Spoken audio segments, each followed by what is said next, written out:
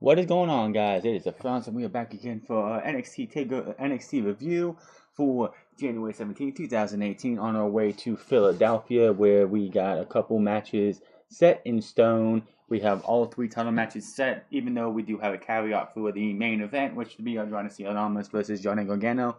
Johnny Gargano puts that title opportunity on the line next week. He cut a pretty good promo here tonight. Also, we see who Ember Moon will be taking on. There is rumors going out why this match is happening instead of what the original plan was, and we'll get to that when we get there. And the Street Profits took on the Authors of Pain to see who will face the Undisputed Era of Kyle O'Reilly and Bobby Fish at NXT Takeover Philadelphia. Another great episode of NXT. It's just always funny how NXT always does more with less. Even though, WWE has more time to fill, they still always do more filler than anything else. It's like you have main event match and something to start the show, and everything in between is usually just filler. Here, NXT, I have never felt like NXT has used filler for their product. It just always feels so much better than anything that WWE's main roster can do. And they don't do much different. They don't. They just go out there. They give you a product that the fans want to see. It feels like Triple H knows what the fans want, and he knows to deliver what the fans want instead of being like, "This is what I want to do. Forget the fans. I'm going to do this."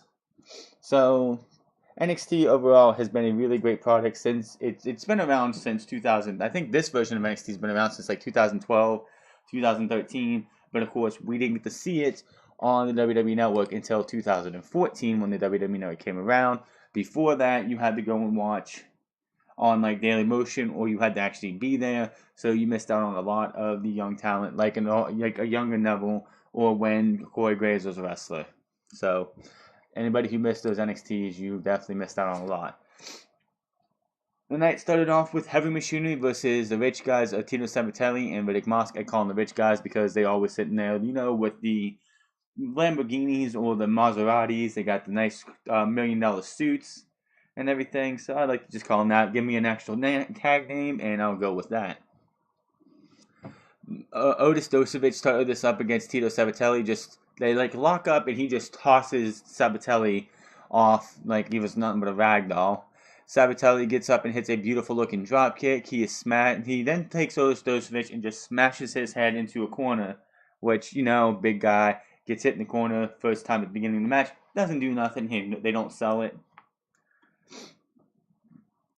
Dosovich ends up catching Tino Sabbatelli and tosses on the mat. Then he gets up, throws him into the corner, and Avalanche clotheslines him. Tags in Tucker Knight, who comes over to the side of the apron and gets pulled, springing over the ring ropes onto Tito Sabbatelli. Tucker Knight then puts Tito Sabbatelli in a guillotine and just starts doing a Cesaro swing, only instead of with his legs, with his head in a headlock, looking like if you don't do that move right, you could literally hurt somebody. So good on them for the trust that those guys have between each other to even pull that move off. Riddick Moss, he lets go Tito Sabbatelli and right by Sabbatelli's corner. Riddick Moss comes in, pretty much gets a couple moves in, and then he also gets put into a guillotine swing, which because of he's a little bit bigger than Tino Sabbatelli, Tucker Knight's not able to hold it as long.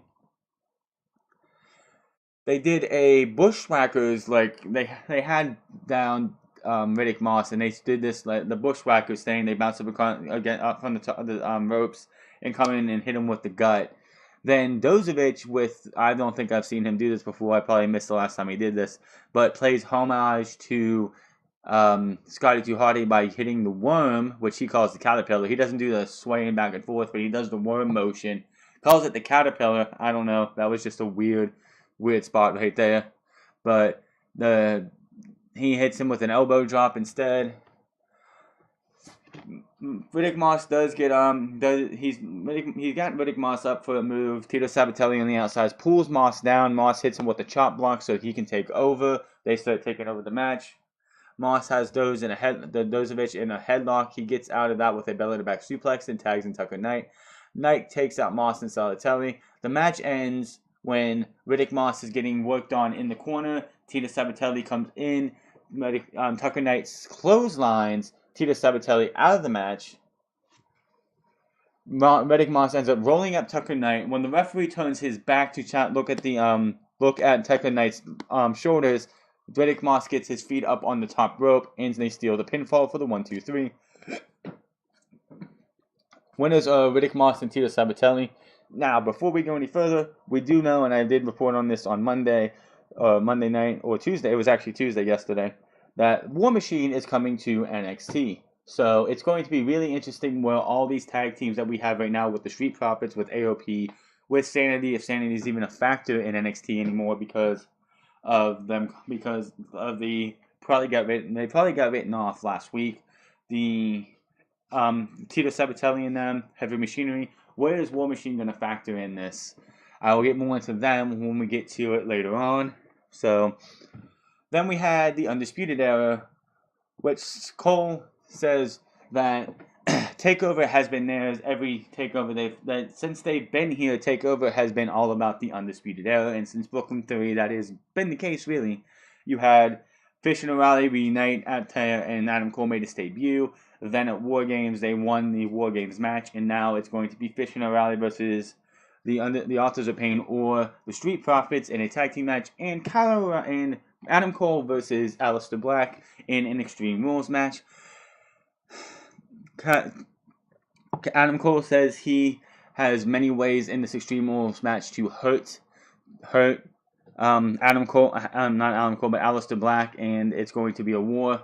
Then Fish and O'Reilly talk about it doesn't matter who they face, it's their era, and you're just living in it.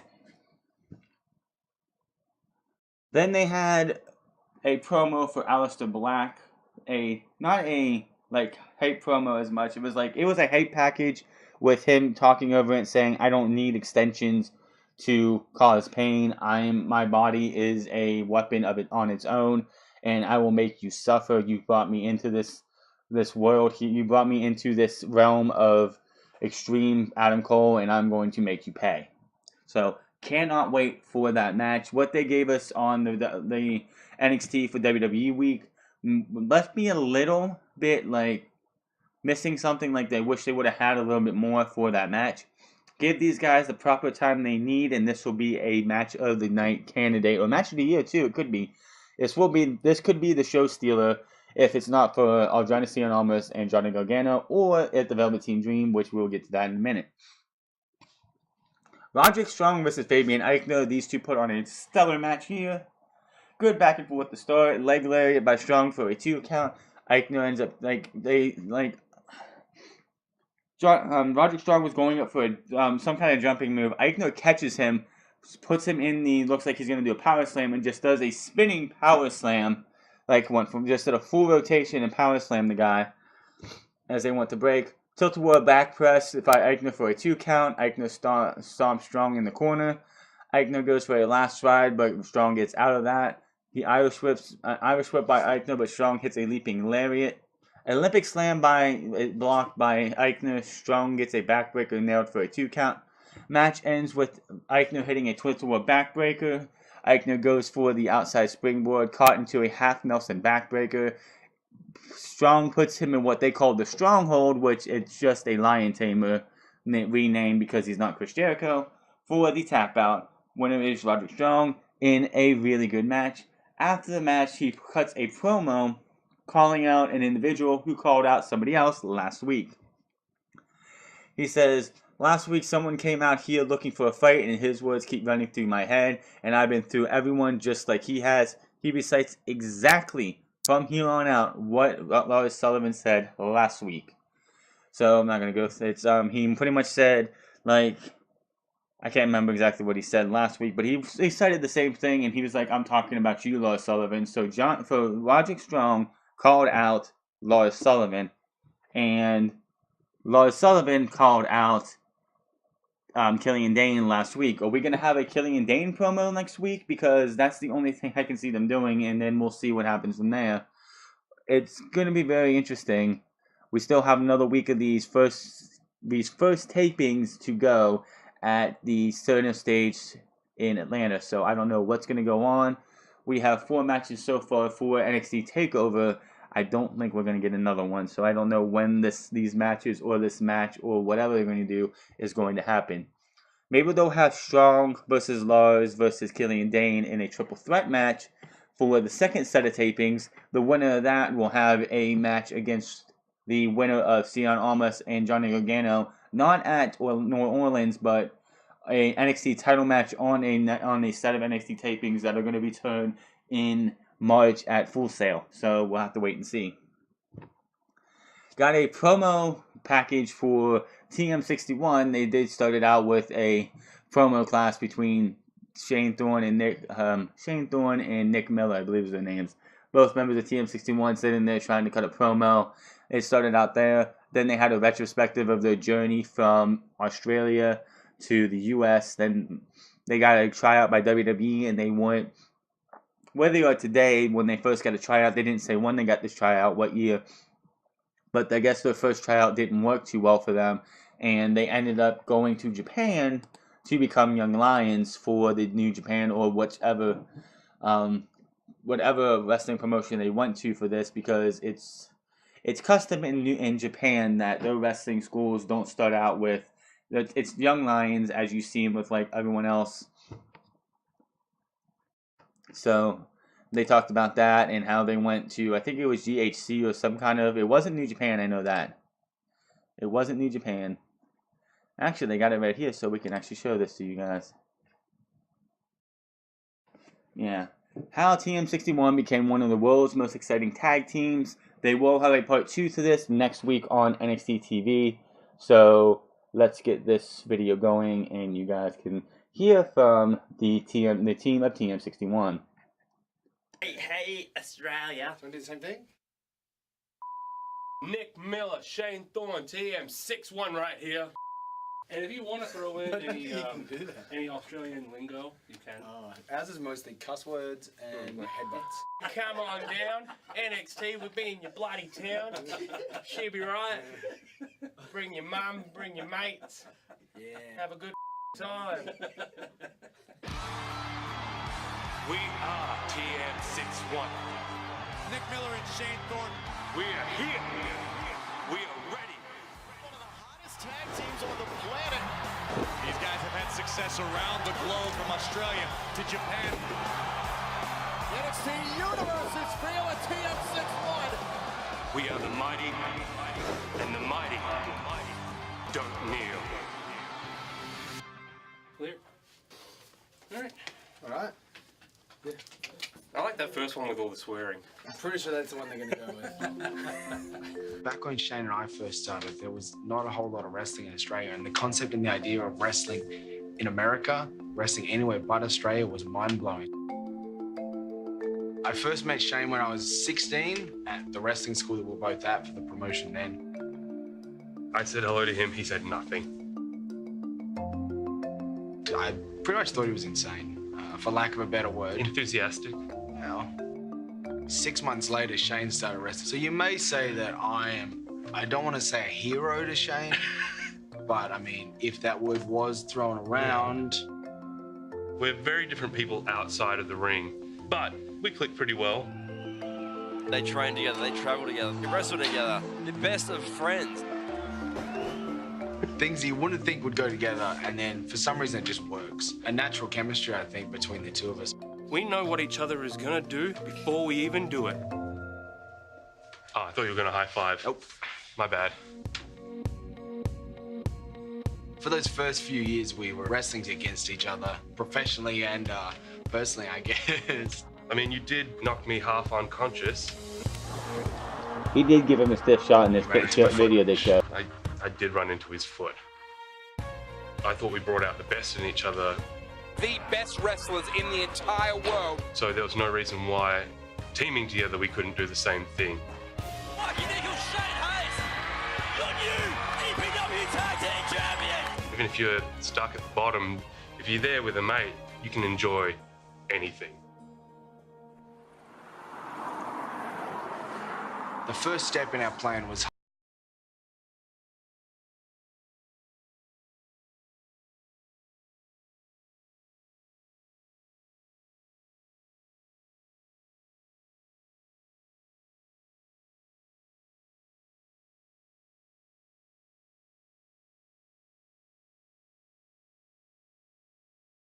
until they caved and they finally had a look at us two scrawny kids.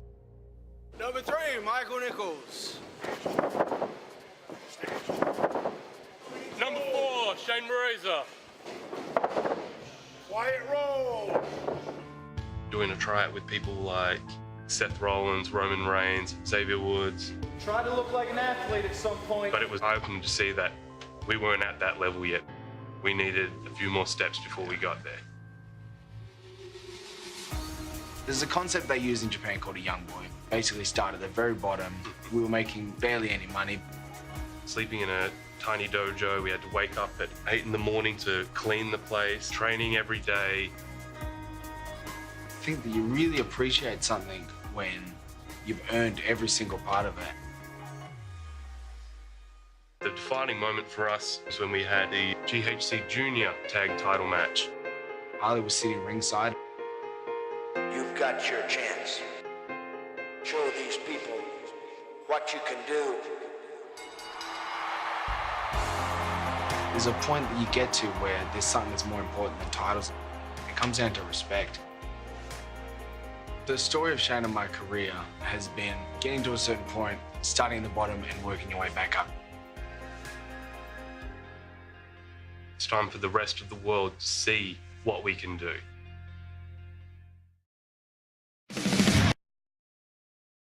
So I'm very excited to see Shane Thorne and Nick Bell. Can't wait to see TM61 come back and see what they can do. That's another tag team in NXT that's going to be back. They have not been seen since NXT Takeover last year in, San Antonio? Was the last time we saw them in that shark cage match against the Authors of Pain. That was the last time. But it's great to see them. And with the addition of War Machine, the NXT tag team division is on fire right now. You've got the Authors of Pain, who are going to be sticking around, I guess, till New Orleans. So that's another couple months for them. You've got War Machine, TM61. You got the Street Profits, Tito Sabatelli and Riddick Mosh. You got the Undisputed Era. That's 6 tag teams right there. And there's probably other ones that I can't think. And there's also Sanity if they're still around between now and the Royal Rumble time. So that's 6 to 7 tag teams right now, and that is a lot of tag teams. Better than what you see on SmackDown, but SmackDown looks a lot better than Raw, but still. Aaliyah versus Lacey Evans. We don't see these two wrestle much often unless they're jobbing to somebody else. This match was a pretty decent match for these two. Great to see them actually going up one another instead of having a like Aaliyah or Lacey Evans versus like an Ember Moon or Kairi Sane. Which news on Kairi Sane is that she's been injured and she's banged up. She hasn't been seen on house shows or anything else for a while because she's injured. If anybody's wondering, where's Kairi Sane been? Halfway through this match, you have Lacey Evans in the corner. She gets outside the ring. Leah comes, or she did something like have Aaliyah down, stunned on the ropes. She grabs Aaliyah's head and just starts dragging it across the turnbuckle, not the turnbuckle, but the top rope. That's just one of those moves that it's a cringe in a good way. Evans was the heel for the majority of this match. She definitely was a heel overall. Aaliyah hit a beautiful-looking Northern Light suplex for a 2 count, jaw-breaking by Evans. The match ends when Lacey Evans is just playing possum in the corner. Aaliyah's in the opposite corner. She comes charging into Lacey Evans. Lacey Evans just comes up and cold cocks her with a straight right hand. Lacey Evans is just holding her hand, wondering, wow, did I just knock her out? Shocked. She's like, oh gosh, I gotta pin this girl. I gotta pin her. Rolls her over, 1, 2, 3, and Aaliyah, and Lacey Evans is your winner. After the match, she cuts a promo in which Shayna Baszler ends up coming out and interrupting her. She says, "How can Mr. Regal allow the lowest form of trash walk around the women's division? It's time a real, powerful, sophisticated woman cleans house. And I will start with that crazy, deranged Nikki Cross, or whatever she wants to call us, whatever she wants to be, Ember Moon, or maybe I should with that self-centered something, and then Shayna Baszler, who's not in ring gear, just in a t-shirt and like jeans, comes out from behind in the back, shutting Lacey Evans up, who there's 2 stepways down. Shayna Baszler comes down to one, Lacey Evans goes up the other.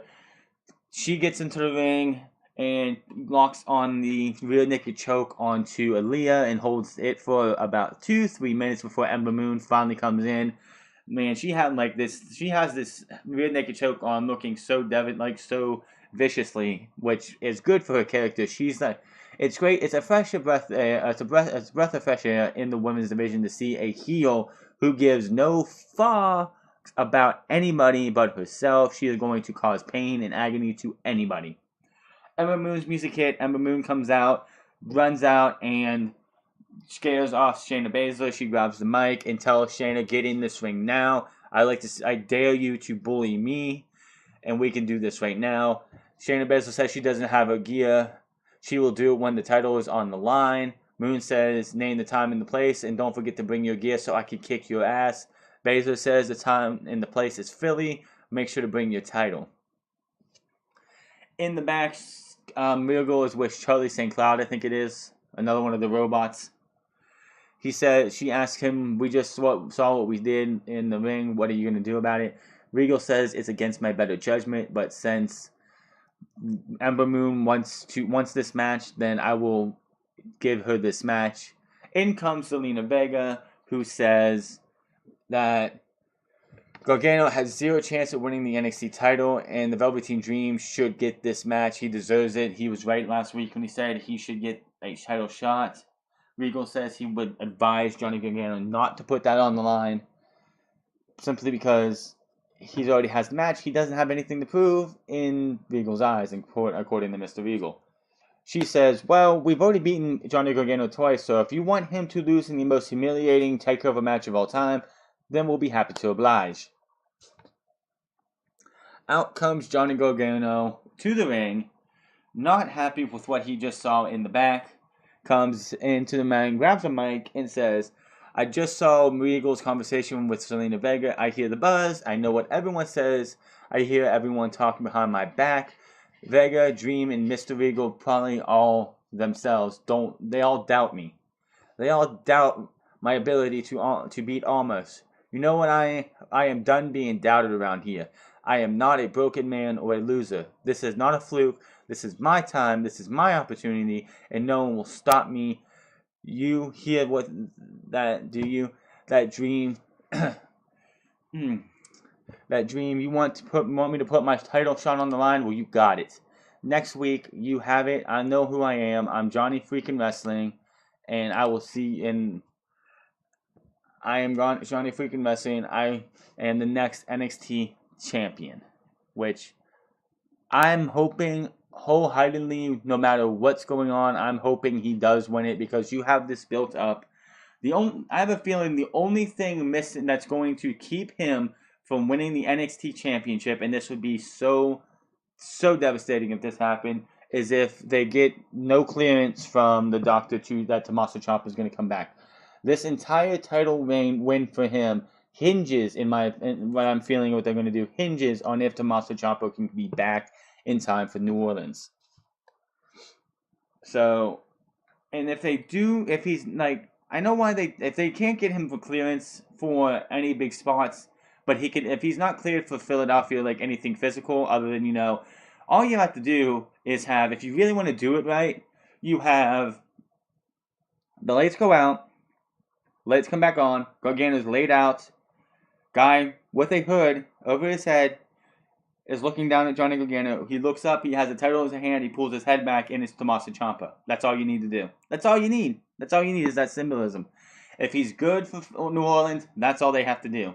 If he's not ready for Philadelphia, but he'll be ready for New Orleans, which I'm hoping that's what you do. You lights out, you hear a commotion, you turn the lights back on. Johnny Gargano's laid out in the ring, guy with a hoodie, title above his head, looking down, or he's like looking down with the title in his hand, pulls his head up, pulls the title above his head, pulls the thing back, and it's Tommaso Ciampa. That's all you have to do. I just hope they don't like steer a course of that if he's not well enough to actually make it. Street Profits versus the Authors of Pain. Winner goes on to face the Undisputed Era at NXT Takeover Philadelphia. This match was pretty much just a plain old squash match for the most part. The Authors of Pain win this match easily. Yes, the Street Profits did get some offense towards the end. Montez Ford took most of the beating, which I kind of figured he was going to, being the smaller of the two men. Andrew Dawkins did get into the match towards the end of the match. Hits his 360 Stinger Splash.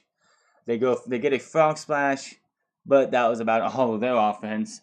The Super Collider and the last chopper on Montez Ford, who did tag himself back in. And the match is over. You have your number one contenders. So the NXT TakeOver Philadelphia looks like this. Johnny Gargano versus Johnny Cianomos, depending on how that match goes next week, which should be Johnny Gargano still. Aleister Black versus Adam Cole, Extreme Rules match. Ember Moon versus Shayna Baszler, Undisputed Era versus the Authors of Pain. Unless they decide to throw another match in there, that is your NXT TakeOver Philadelphia card. And that's a pretty good card right there. You don't need much more. If they want to put Killian Dane versus the other Lars Sullivan and Roderick Strong on that card, that's fine by me, but this is a good card. Why Shayna Baszler is in the title match is quite simple. That Kairi Sane was supposed to get this match, but that attack she got from Shayna Baszler and Shayna Baszler's on-screen debut was to write her off TV because she has been injured for a while. I guess she's banged up and injured, which is not a good thing for somebody who they want to be able to crown NXT Women's Champion in Philadelphia or New Orleans. If she's not going to be able to last she's not going to be able to last more than a couple months without getting too banged up to be able to work. That's not a good thing. They have invested so much time in her just by having her win the Mae Young Classic. And she's going to win, if everything goes right, she's going to be the NXT Women's Champion coming out of New Orleans. If she's injured for much more longer, I don't know if WWE is going to want to even find it deemable for her to even become NXT Women's Champion, because if she can't stay healthy, then that's not a good thing. Another rumor going around is that War Machine will be starting a program with the AOP coming out of Philadelphia or right after Philadelphia, going into NXT TakeOver New Orleans. So that is going to be something special. I said it yesterday when I talked about it. Take my money. That should be a bone butter of the match, but it has to be War Machine rules. It's just how War Machine works. You have to go with the War Machine rules gimmick. That's what they do. It's got to be War Machine rules for it to be. It will be a heck of a match. Those two are great workers. I cannot wait to see what they do. Another talk about is that Ricochet might not start wrestling. His first match looks to be actually at New Orleans and not on the next set of tapings or the set of tapings after that going into New Orleans, which is fine. If you want to build him up. I mean, look at Bobby Roode when he came into NXT. His first match was at TakeOver Brooklyn 2, I believe. Yeah, TakeOver Brooklyn 2. So to see Ricochet being hyped up all the way through February, all the way through March into New Orleans, not a problem at all. Candice LeRae, of course, is going to be coming into the NXT as well, as we talked about that yesterday. So that's going to be great to see what she can do. Will we see a team up with her and her husband and Johnny Gargano in a mixed tag match? I don't know. I don't know if we want to integrate them in storyline. I mean, other than a couple pass-bys when when Cass and Carmella were in NXT, you really didn't hear any noise about them, and they didn't really wrestle matches together. So, kind of keep it low-key. It doesn't have to be known. It doesn't have to be sprouted every time she's out there. Oh, by the way, she's Johnny Gargano's hot wife. Johnny Gargano's wife. Every time she's out there, we don't need to hear that every time. She's here to make a name for herself, not be known as Johnny Gargano's wife. So we have one more of these first set of tapings. The only thing left to put set in stone, unless they add Killian Dane versus Roderick Strong versus Lars Sullivan at NXT Takeover, is Johnny Gargano going to beat the Velveteen Dream, or is it going to be the Velveteen Dream facing Andrade Cien Almas? I don't think they're going to have Andrade Cien Almas versus the Velveteen Dream. I'm pretty sure they're going to have Gargano go over the Dream, which I can't wait to see the match. I actually said it during the show. Looking forward to that match. That match is going to probably be great. If these guys have 20 minutes or so on next week's NXT, it's going to be a great match. And that's already, I think, a candidate for match of the year on NXT TV. I always have my match of the year split up in Takeover, pay-per-views are their own thing. You have Raw, SmackDown, NXT. They have their own matches of the year. And then you have an overall match of the year. So NXT next week could see our first candidate for a match of the year for NXT, in my opinion, if you give these two enough time. That magical match that he had with Aleister Black at NXT TakeOver War Games, I want to see some of that come out of him, and we know how Johnny Gargano can work, so it should be a fun time next week.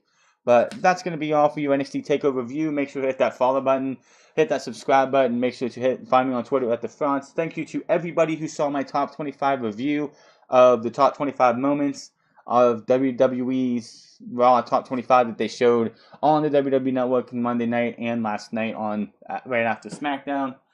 I will be back here for news, rumors, and predictions on Saturday. And until then, you guys have a good afternoon, evening, or night, wherever you're at in the world. And I will see you guys later.